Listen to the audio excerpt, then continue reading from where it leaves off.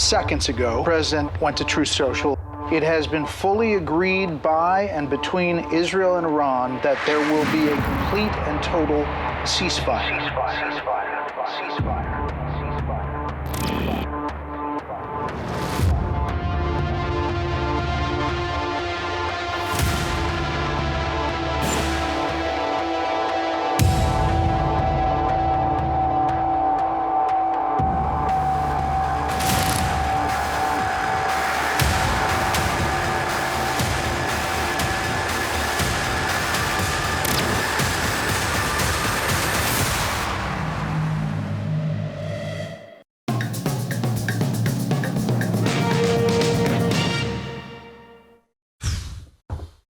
I welcome you to the program. Hello, America. I have a lot to talk to you about today, and I hope you can share this with a friend because the message is critical. President Trump has been calling the conflict between Israel and Iran now for the last few, the 12-day war. That's great. I hope it is. There have been hiccups since the ceasefire was announced, but it is clear now what the president was going for. Too many panicans around. Should have been really obvious. Trump has never been a president for war. He's never, ever, ever, ever been for war. He's been pushing peace, and he took the path that I believe he believed was the quickest way towards that peace. Getting involved in this fight has been the biggest test to the MAGA base to date. It has divided us like no other. Half of us are saying that Trump has fallen for the deep state and taking us into World War III, and the other half say, go, go, go, there's a threat. Attack. I just had a conversation with Piers Morgan yesterday on his program about this very thing. Can I suggest that maybe there's room for some nuance here? Yes, it is possible that World War III is a worry here. I mean, it's a big possibility. We don't want to hasten World War III or the return of the promised one. So, yes, there's a threat to America and a threat of World War III. Maybe could we all be a little bit correct? Yesterday, I had Steve Bannon on the program. He's never been on my program before. He's a guy I've had very strong differences with and still do. But Steve and I have talked about it privately, and we both feel it's very important that we do everything we can do to model how people that believe in constitutional principles can still talk with one another and disagree, and strongly disagree on very important things, but still be allies on 80%. Now, I've been saying for a few weeks now that what I fear is that we are on the threshold of what could be a 50-year war with Islamicists. Steve also believes the same. I also believe that all Christians should remain wide awake and look for the sign of the times, because between AI, Islamicists, and chaos, global dictators seemingly growing stronger every day, when you see that Russia and Iran have partnered for the very first time in global history, one should remember that this is ancient Gog and Magog, and the end of the Bible is really clear when those two regions come together. As of right now, fighting between Israel and Iran appears to be dying down, and that is fantastic news. Like I said, let's not hasten the larger conflict to come. But it has been Iran and their proxies, like Hamas, that have been fully exposed for the real threat that we now face. The masks are now off. They have brought the bad guys out in full force, and they are working together. And it is Western civilization in totality that they wish to destroy. This is not about Israel. When you say globalize the intifada, what does that mean to globalize it? It means it's all of us now. Communists, anarchists, radicals, leftists, and Islamicists are working together to do this. I told you this over a decade ago on Fox, and now here it is. And what comes next is what I want to take you through tonight so you will be prepared. Now, try to explain this to somebody. Somehow, we went from 2016, where an Islamic terrorist shut up the Pulse Club, the Pulse nightclub. It's a gay bar. To today, everybody on the left throwing on headscarves and waving Iranian flags around in support of Islamic terrorists. In 2001, we had Islamic terrorists take down the World Trade Centers in New York, and last night they just They just elected a guy for, at least for the Democratic nominee, who is an Islamist, who is for globalizing the intifada. How does that happen? Have you noticed that we are still in the most ridiculous month of the year? It's still Pride Month. Last year, at this time, there were parades all over the place, demonstrations and flags at the White House ad nauseum. Okay. Then, suddenly, the pride flags are gone. Is that really because Donald Trump? Radicals picked up Hamas flags, not the pride flags. Then they picked up Mexican flags, not American flags. Now they're waving Iranian flags, not American flags, not rainbow flags, nothing, terrorist flags.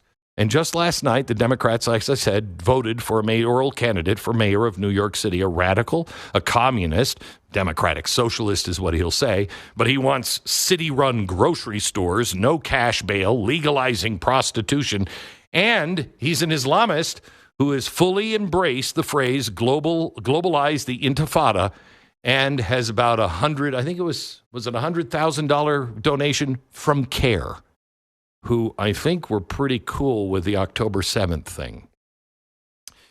This means those on the street protesting are the Hamas Palestinians, and you are the Jew. That's what that means. Globalize the intifada. You are the Jew. All the people on the streets, or anybody who has an axe to grind with you or America, is the Palestinian. Forget the pride flags, the members of the LGBTQ community.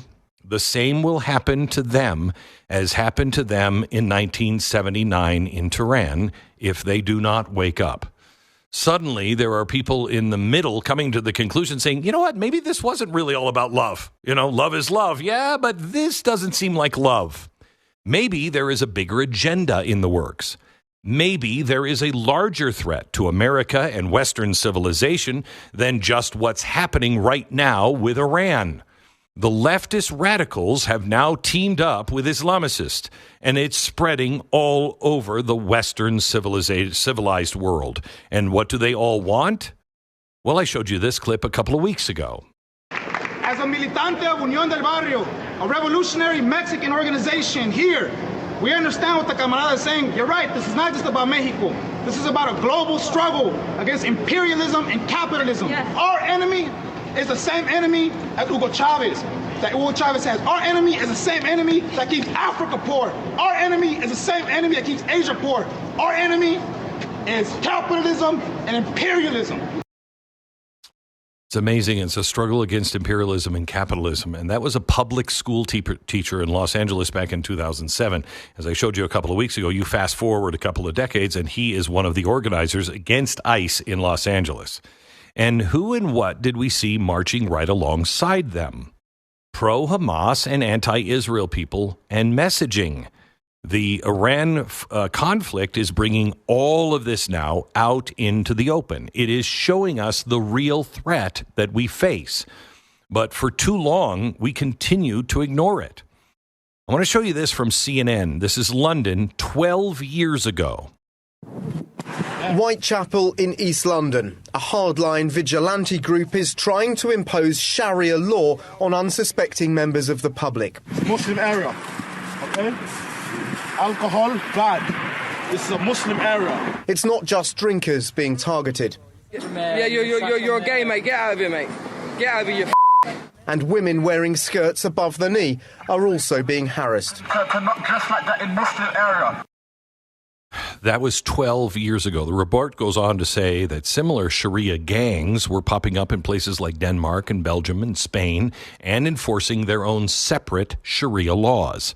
The words Muslim no-go zones began to pop up 12 years ago, but then silenced by European governments and the media. The people were forbidden from talking about it. People were called bigots for showing any kind of concern. And then scenes like this one started to happen.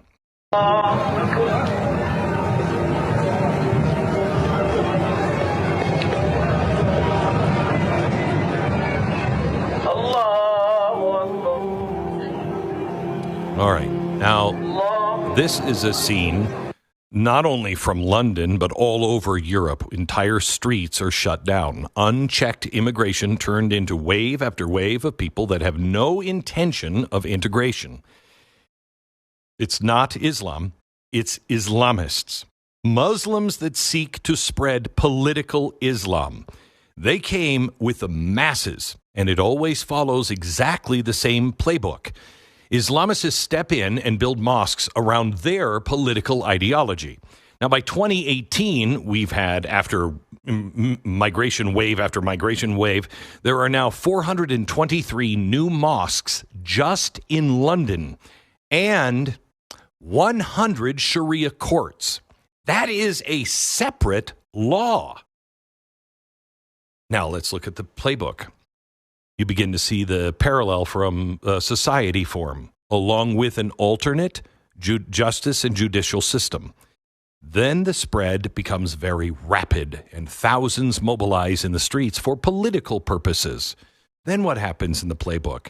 Then you begin to see calls for Muslim armies to begin rising up for political reasons, again in places like London. And then the Islamist shouts, they become even more intense, like here in Germany.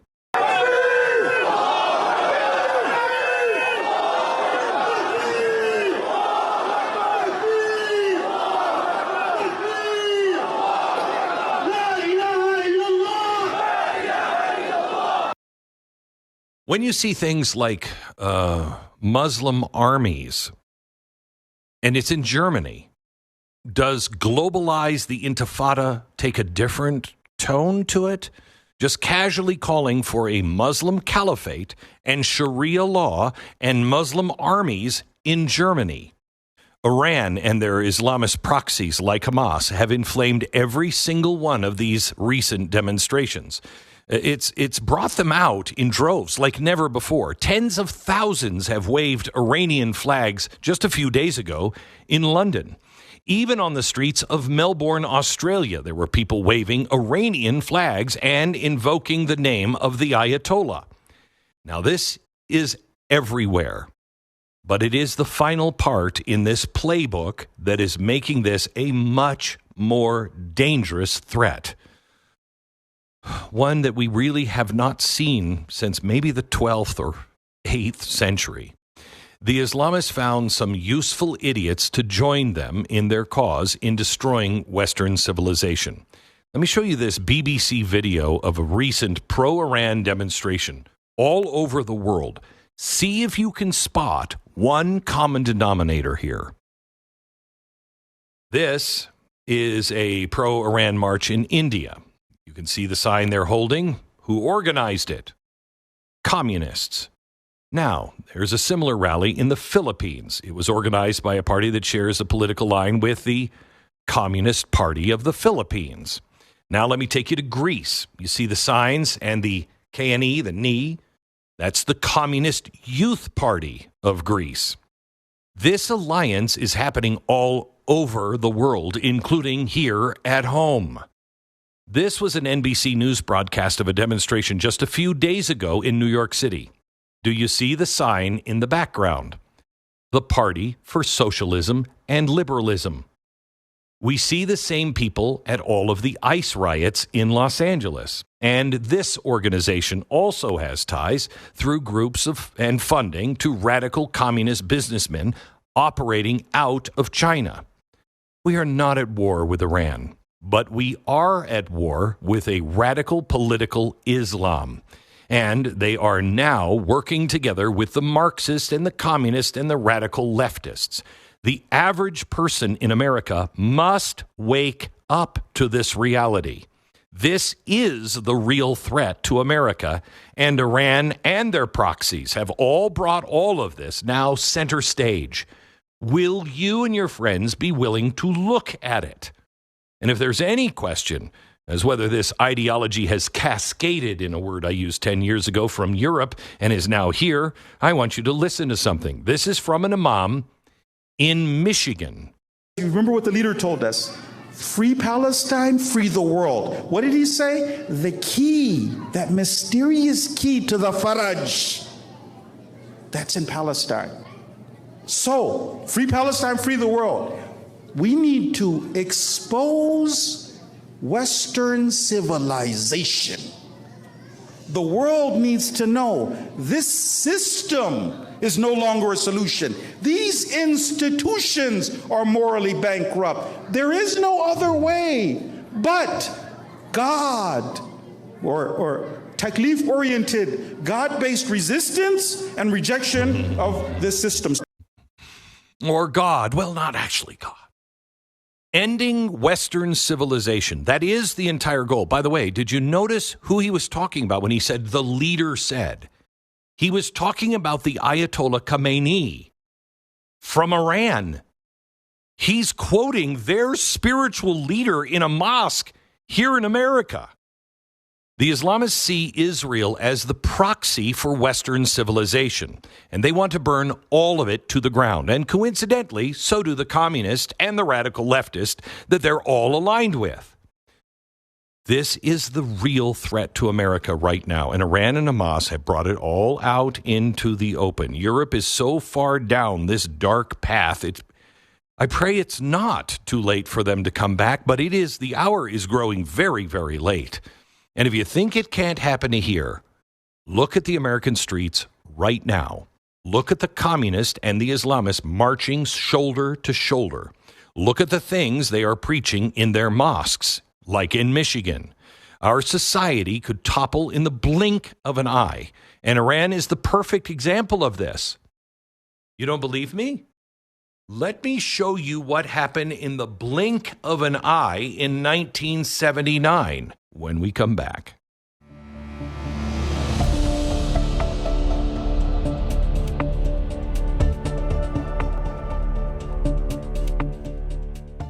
All right, I want to talk to you about relief factor. So many people live with pain every single day, and you think you're just stuck with it. But is that it? I mean, it doesn't have to be. Let me tell you about Jenny from Texas and her relief factor story. Jenny was out for a walk when she unfortunately was hit by a car. Nothing she tried for lower back pain worked at all. Her husband heard about relief factor on the radio, and Jenny said, I'll try anything. Well, relief factor worked beautifully for her pain. It might work for you. Her pain decreased, her range of motion increased, and she says she is grateful, or to say that she's grateful is an understatement. If you are living with aches and pains, see how Relief Factor might be able to help you. It's a daily drug-free supplement that can help you live and feel better every single day by reducing inflammation. So give their 3-week quick start a try. It's only $19.95. In a few weeks or even a few days, feel the difference that Relief Factor can make. You don't have to be stuck living with pain. Go to relieffactor.com or call 800-4-RELIEF, 800-4-RELIEF, relieffactor.com. How does a civilization collapse? The same way a man goes bankrupt over a long period of time, and then all of a sudden. I showed you before the break, Europe is changing quickly. And if you think that Western nations could not be overtaken by Sharia law, you don't think that, you'll think it's always going to be like this. You are not paying attention, nor do you know history. And you missed the part of the 20th century history where it happened before to a country called Iran. Because Iran, before 1979, was a developing country. It was a very westernized, very educated, very open nation. Iran was a vibrant, prosperous country that was turned upside down almost overnight by the Islamic Revolution. You see, Iran of the 1970s is a cautionary tale, a warning about what happens when freedom is taken for granted, and a warning about the rising threat to the Western world. Okay, Iran, before 1979, it was under a monarchy. The ruler was the Shah. He was imposed by the United States. Huge mistake. Let's not do that again. Iran, however, was the beacon of modernization in the Middle East. For around 40 years, this was a country embracing Western values, giving its people freedoms most in the region could only dream of. It was a model country in many ways. I mean, look at the photo of the Shah's second wife. Here's a second wife in the 1950s. It's a completely different world than it is now, right? It was, especially for Iranian women. They gained the right to vote in the 1960s, and several women were elected to parliament. Think that's happening now? They could dress in modern Western-style clothing, mix freely with men, and pursue education. The hijab was banned in Iran, not because the Shah was anti-religion, but because he saw it as a barrier to progress. By 1978, 1/3 of university students were female. 1/3 were female. 2 million women were out in the workforce. Tehran was a cultural hub, dance clubs, bookstores all over the city, big art scene. They even hosted an annual international film festival. Iranians skied, they swam in fancy pools, they had quite a life. They partied with Western music blaring from their radios. In the early 1960s, the so-called White Revolution, that was the Shah's White Revolution, was a series of government reforms to westernize Iran. It brought land reform, infrastructure, schools, and clinics to small rural areas. Literacy soared. Iran was an ally of Britain, an ally of the U.S., with oil money fueling a booming economy. Women wore skirts in public.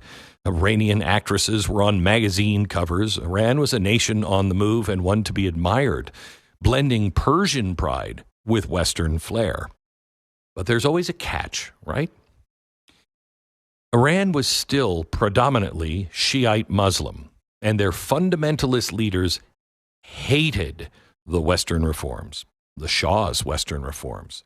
The Ayatollah Khomeini was the Shah's most vocal opposition. The Shah grew more and more paranoid that he would lose grip on his power, and though he started to crack down on dissent, he censored the press and used a secret police force to arrest people. Well, that didn't make people happy, especially the communists, because he was now playing into their hands. They were saying, look at the oppression. We got to free you from that. Well, eventually he exiled the Ayatollah Khomeini, which alienated a ton of Iranians. For the next 15 years from outside of Iran, the Ayatollah stoked his anti-Shah, anti-Western movement through radio sermons and giant networks of Muslim clerics, the kind that are here in America today.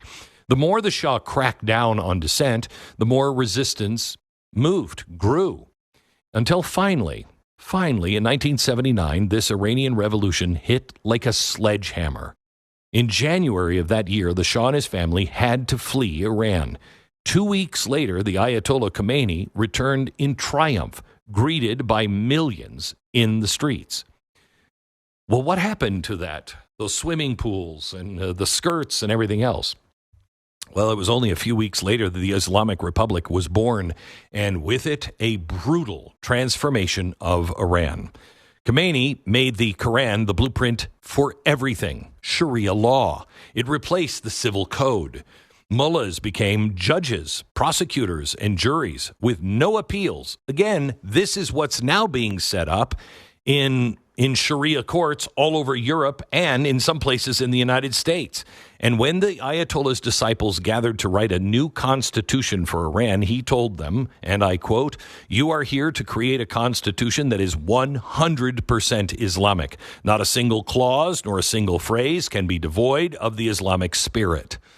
Well, that meant women's rights were gone. Men could divorce at will. They could take multiple wives, get automatic child custody. Legal marriage age for girls dropped from 18 to 9. Men can still marry 9-year-olds in Iran today.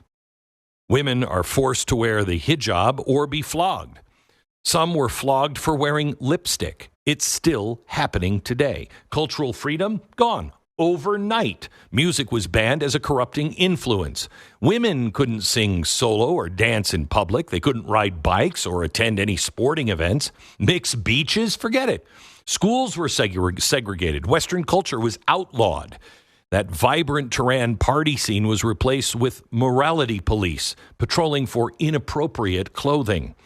The economy tanked as Khomeini nationalized the banks and the industry, cut oil production, and canceled major infrastructure projects.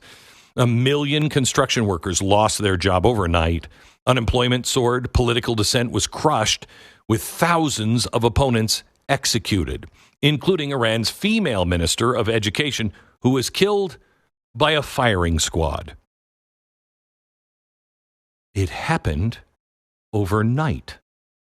The same ideology that flipped Iran has been spreading ever since. Again, let me show you Europe.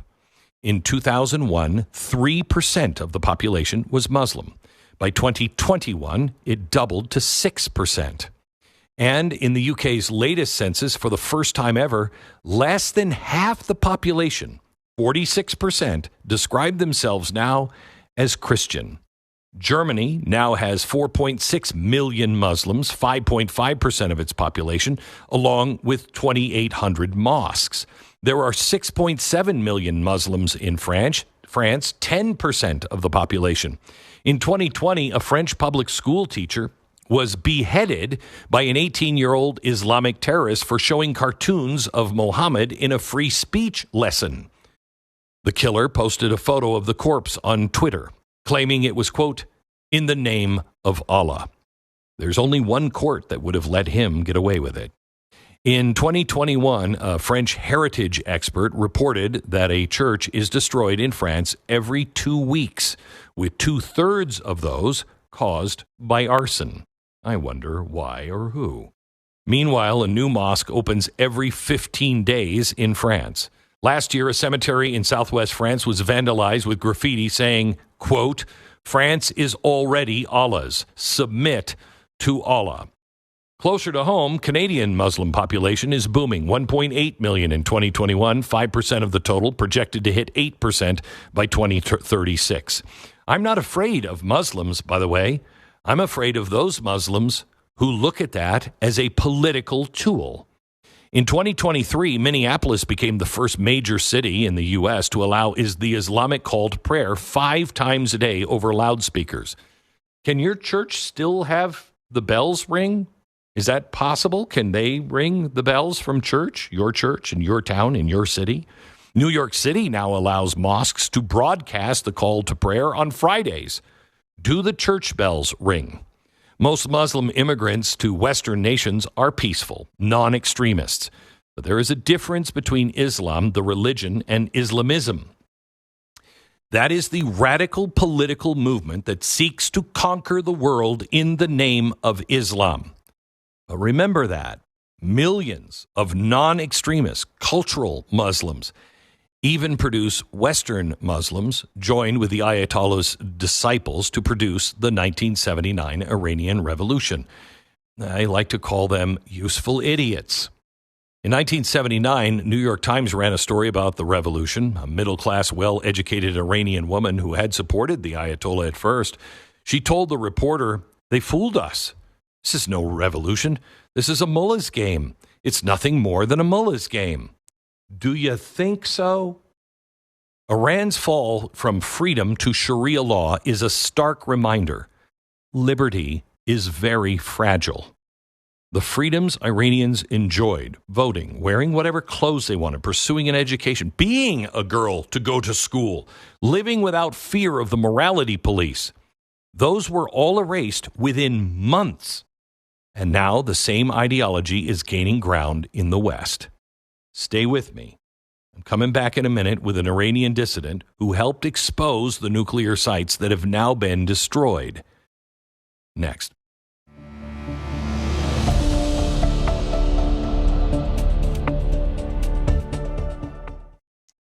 I have to tell you that we really need blessings in our country. This June 24th marks the 3-year anniversary since Roe versus Wade was overturned. 3 years. But what's happened since? Abortion numbers have surged to a 10-year high. Why? Because the battleground has shifted from the courtroom to our homes. Today, over 60% of abortions happen through the abortion pill, taken in silence, often alone. Preborn network of clinics are standing in that gap, meeting the women in their most desperate hour. They are doing things that, honestly, I've been privy to for a while, but I don't want to ever say them on the air because I don't want the left to know what they're doing, because I think these guys are genius and they are on the front lines. But here's what they're seeing. Young mothers, terrified, misled, delivering their babies, tiny, perfectly formed, onto the bathroom floor. These precious babies, once called just tissue, now lie lifeless on that child's floor. 11% of these women who take the abortion pill will suffer serious health complications. Countless others carry emotional scars for a lifetime. If I've heard one story, I've heard 100 of people now coming in, young girls coming in with their dead baby in a towel, saying, "I don't know what to do." You think you're going to carry that around for the rest of your life? Of course you are. You're not just saving a baby when you stop this, when you give to preborn. You're saving a mom and the baby. You're saving a mom, giving her hope, financial support, the truth. You're saving her from a lifetime of scarring. Preborn has already rescued over 350,000 babies, but there are so many more that need our help. Your tax-deductible gift makes this mission possible. To donate now, pound 250. Just dial pound 250, say the keyword baby. Pound 250, keyword baby, or go to preborn.com/Glenn. That's preborn.com/Glenn. I guess we're going to play this incredibly risky game. I agree, it's high risk. For no reason, essentially, from the United States of America's interest. If the world is interested in a secret nuclear program in the Middle East, there is a country that won't allow any international inspectors: Israel. 3 bombings to neutralize Iran may turn out to be the 2025 version of 2 weeks to slow the spread. My question is, why now, and why is everybody so voraciously for this? How do we even get to this point when we had the intel out there that this was not like a thing? This was something that was going to happen a year or two from now. Yes. Bibi admitted to Brett Baer on Sunday night. Here we are, turning back on the campaign promises, and we bombed Iran on behalf of Israel. Yes, it was on behalf of Israel. All of the intelligence is saying that they don't have nuclear weapons and they're not pursuing nuclear weapons. Wow, it's been a confusing couple of weeks, hasn't it? But how do we believe the intel? What did we know? When did we know it? Can we believe any of it? I want to introduce you to somebody, Ali Reza Jafarzeh. He is the deputy director of the U.S. Office for the National Council of Resistance of Iran. He has personally exposed multiple nuclear sites in Iran, including the one that America just took out. Ali Reza, welcome to the program. How are you, sir? Thank you so much, Glenn. Always being a pleasure to be on your show, dating back to the times you had your show on Headlines until now. You are the voice. Thank you. So we are sitting here at a time where pretty much everything we talked about back in 2007 is here. It's coming to a head. I want to play devil's advocate here because I don't even trust our own intel. I don't trust, the Mossad. I don't trust anybody's intel at this point. Everybody's been lying at some point, for their own special interest. What do we actually know about the weapons system and the building of nuclear bombs? Did it actually exist? Did we destroy it? And how will we ever know? Well, first of all, let me tell you, Glenn, we have been on top of this issue for over 2 decades because we see the nuclear weapons program of the Iran regime as a guarantee for their survival. And that's why we're vehemently opposed to it. When we first exposed the nuclear site in Natanz in August of 2002 and a heavy water facility in Iraq in the same press conference, that triggered the IAEA inspections of Iranian nuclear sites for the first time. There were no IAEA inspections before that. Right. And then once the IAEA went there and they discovered so many things that we had talked about, and then within about a year, we had several press conferences providing a complete picture of their nuclear weapons program, not just in terms of enrichment, but also weaponization and their missile program. When we first exposed the nuclear site in Fordo in December 2005, the world really had an opportunity at the time or even before that to put an end to that, hold the regime accountable, get them to. Ali Raisi, we talked in 2007 with Mahmoud Ahmadinejad, who I thought was a terrifying guy personally. And we talked about, at the time, they were so close to having a bomb. I've heard this now for so long. What happened? Why was there never a production of a bomb? And then why did we feel it was so necessary to do it right now? Well, first of all, development of nuclear weapons takes years of research, of completion. You need to have all the components, whether it's the enriched uranium, but also the work to do weaponization, as well as the missiles. Interestingly, I think we had played a big role in not allowing the regime to get to the bomb by now. In May of 2003, we exposed a site known as Labizan, which became known that it was the heart of their nuclear bomb making. And before the IAEA went there, they had to raise the whole building, the whole infrastructure there. And yet, even when the IAEA went there, they found traces of highly enriched uranium there. And then they had to redesign everything to put aside that plan and revive another plan known as the Kabir plan, desert plan. So every time the regime wait, don't just say that. What is that plan, the Kabir plan? What is that? How was it exposed? What was it doing? Oh, yes, we exposed actually that plan just earlier this year on May 8th in Washington, D.C. We showed that unlike the view in Washington that, yes, the Iran regime did have a nuclear weapons program, but they had to shelve it back in 2003, 2004, and they haven't revived it yet. We showed that since 2009, they started a whole new plan that was centered in other places, including in Semnan province. 60% of Semnan province is desert, is next to Tehran.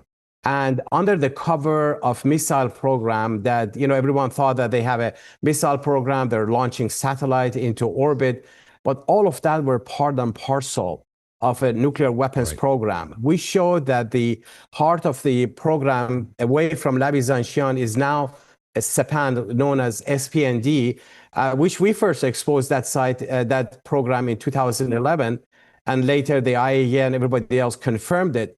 So we provided a lot of the details, new sites, new people involved in that weaponization work. So in reality, the nuclear weapons development never stopped.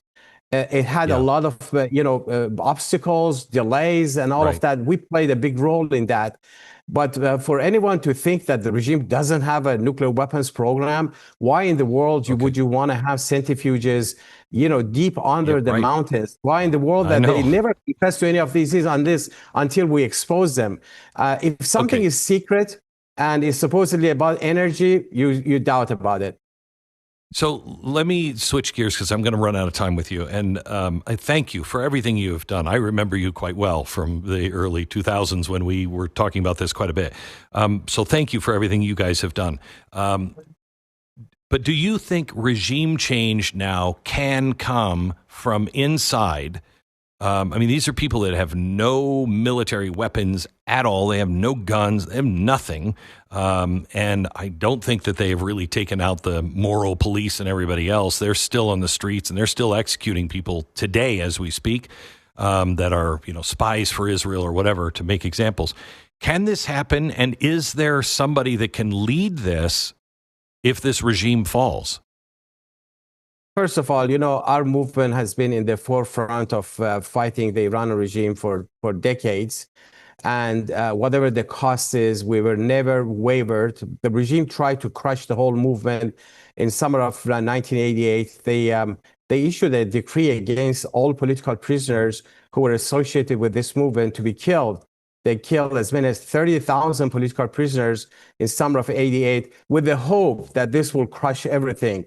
It didn't. And you can see the next generation of people who are associated with that, who pursue the same line in the streets of Iran. There have been several rounds of major uprisings in Iran since 2018. But most importantly, as you said, the sentiment of the population is one thing, but you need to have an organization, a structure to fight the regime, to confront the revolutionary guards on the ground. The same way that in Syria, when the situation came, it was the force on the ground that affected change. And that's why the regime is so focused on this movement, trying to crush it. Now, and I think that's important for the US and other Western nations to say, we recognize the right of the people of Iran to overthrow the regime. We recognize the right of those resistance units to confront the revolutionary guards. The rest is upon us. There's no need for foreign boots on the ground or appropriation of money. Very good. Alireza, good to see you again, my friend. Thank you so much. Thank you so much. Glenn. You bet. Back in just a minute with now a look at things from England and Europe next.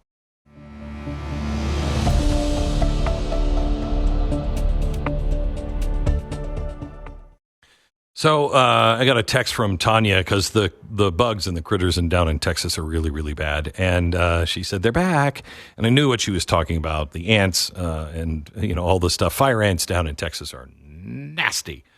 We tried to get rid of them. I told her, let's try something different. Let's try Moxie. We called Moxie. Within days, Moxie Pest Control was at our place helping protect our family from all of those things. Moxie has expert technicians that solve pest problems at the source. They help prevent them from coming back. It's what makes them the very best. You won't get a quick fix or a universal spray. You're going to get a customized treatment for the specific needs of your home. And right now is the time to try Moxie. So they're celebrating 25 years in business. Your first service is just $25. That's usually over $100, like $150. This deal has never been done before. Please, for your family, your sanity, hire Moxie Pest Control. Visit moxieservices.com/Beck and use the promo code Beck right now. That's moxieservices.com/Beck, promo code Beck. All right, now let me take you to the other war, the one that I don't think anybody really is talking about, but everybody should. It's the war between the West and radical Islam. Somebody who is very outspoken on this is a British journalist. She was a Times of London communist and columnist, not communist. She's also author of The Builder's Stone. Her name is Melanie Phillips. Melanie, thank you so much for joining me. Do you agree that there is a very dangerous war, that Western civilization is up for grabs and we're in trouble because nobody's paying attention? Very much so. I think that the Islamic world has understood that the West, in general, has taken a kind of wrecking ball over many decades to its core institutions and values.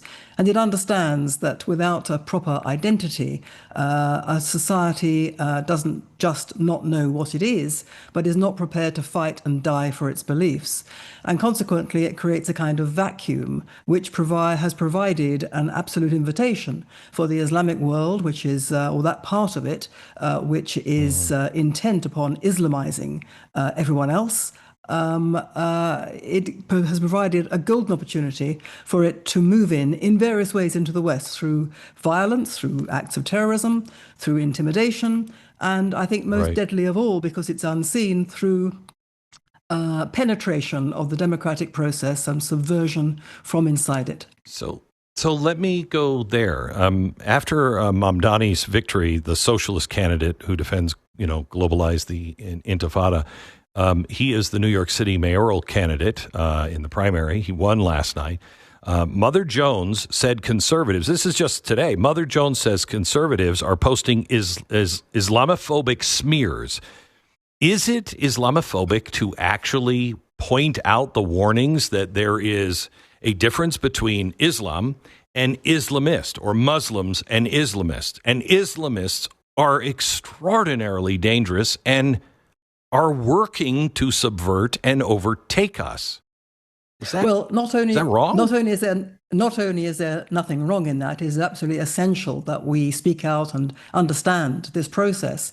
Islamophobia is a pernicious doctrine. We should all be against prejudice and bigotry against Muslims and against anyone else.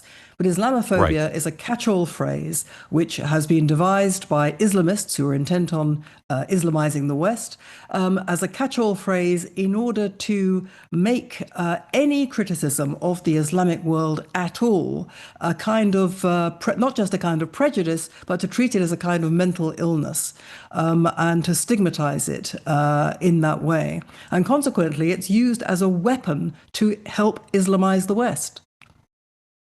How far along is it in England and Europe? How bad? Because I see it from here, but I don't know what am I getting in my feed? I don't know. How bad is it? It's pretty bad in Britain. I can't really speak about mainland Europe, but in Britain it's very bad and has become much worse as a result of the election at the last year of the Labour government under Sir Keir Starmer. Why? Because for two reasons. First of all, it's ideologically committed to the concept of Islamophobia, because it's ideologically committed to the idea that any kind of criticism of the developing world, and Muslims are considered to be part of the developing world even when they live in Britain, any kind of criticism is racist and beyond the pale and phobic. If it's against Islam, it's Islamophobic. Secondly, there is an enormously powerful and rising, increasingly powerful Muslim population in Britain, which is becoming politically very powerful indeed. And there's also Sir Keir Starmer, who's considered to be a moderate leftist, is nevertheless presiding over a government which contains a very large number, a very high proportion of the extreme left. And consequently, he's riding the tiger. And as a result, we read that the Labour government is trying to construct a definition of Islamophobia, which will be given some sort of official imprimatur, which will greatly restrict freedom of speech. People believe it will be a way of bringing in a blasphemy law by the back door, a blasphemy law in order to criminalize one religion, to criminalize a criticism of one religion only, which is Islam. And in any event, will completely prevent people from having the necessary debate they should be having about the Islamic world. I only have 90 seconds left, and I know this is a hard one to tackle, but I mean, I see the people on the streets, the average person that is English, from Great Britain, and they're standing up, and they are made to look like they are racists. They're made to look like criminals. How long can the Starmer government just keep putting their boot on their neck and not have them actually become radicals? Well, as you probably know, there's a great movement for what's called populism across Britain, across Europe, and including Britain. In Britain, there's the Reform Party, and whether one likes it or not is not quite the point. The point is that it represents people who are, precisely as you describe, ordinary Brits, decent, compassionate, tolerant people who are fed up with having their culture taken away from them and being stigmatized when they want to stand up for it. And that's building as a political force, and we don't really know where that's going to lend, where that's going to end. Britain doesn't normally give itself to violence, unlike, say, France, where, they start burning the country down if they put up the pension age. But Britain isn't really like that. But nevertheless, there is an anger among millions of ordinary Brits that I think can't be underestimated. I know. We're not like that either, but boy, these are different times that I've seen. We're going to have you on the radio tomorrow. Thank you so much for joining me. We'll talk some more tomorrow. From the Mountain West in the Rocky Mountains, the Standing Rock Ranch. Good night, America.